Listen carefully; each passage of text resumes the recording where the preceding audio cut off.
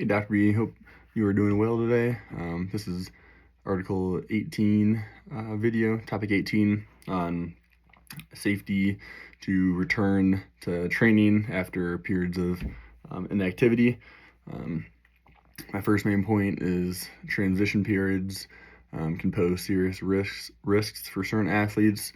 One of the most dangerous times for college athletes to return to training is after break, like summer or winter break, because many athletes do not train as they do when they are on campus training with the team.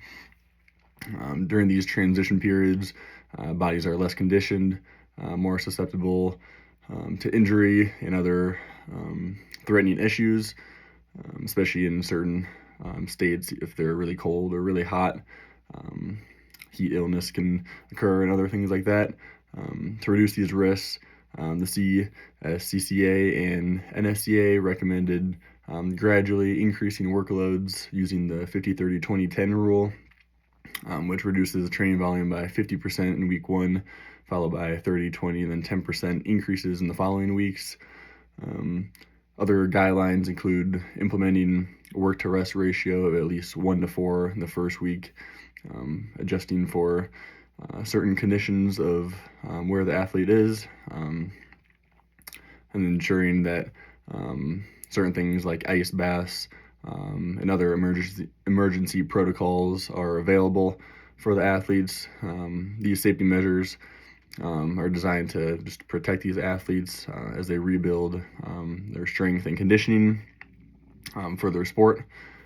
That's my first point. The second one is about the 50-30-20-10 rule, and FIT rules provide safe training structures to help athletes return to training safely.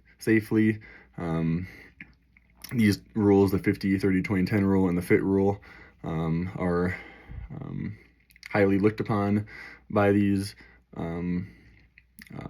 scholars just because of the slow ramp up and how it prevents athletes from becoming overwhelmed physically, giving their bodies time to readjust to the training.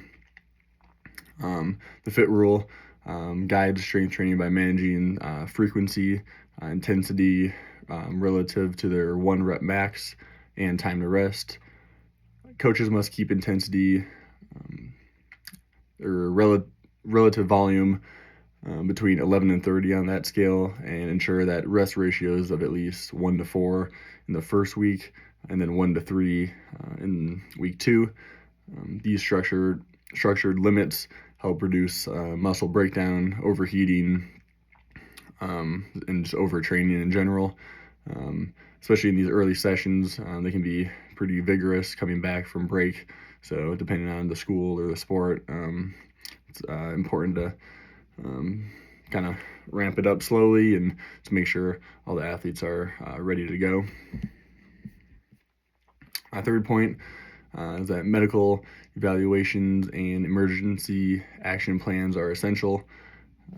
Another vital component of athlete safety is preparation to what may happen. Pre-participation medical evals are very important to help identify certain athletes with different risks, such as certain heart conditions or previous injuries that the trainer or coach may not know about. At the same time, every training facility should have AED, and it should be in a spot where everyone knows and can see it. And I think that the staff should also be trained in CPR and use of the AED. So I think that every building should have that in general. So, but that's very important. Being proactive with screenings and these initial evaluations and emergency protocols can save lives and help these athletes do the best they can while staying safe wherever they are, especially on campus with their team. So I think these 3 main points are important to know for everyone and can help me in my future career in kinesiology by just knowing that there's many protocols out there for returning to sport or training, whether it's after injury or whether a break and where the athletes don't train as much as they should. So, yep. Thank you.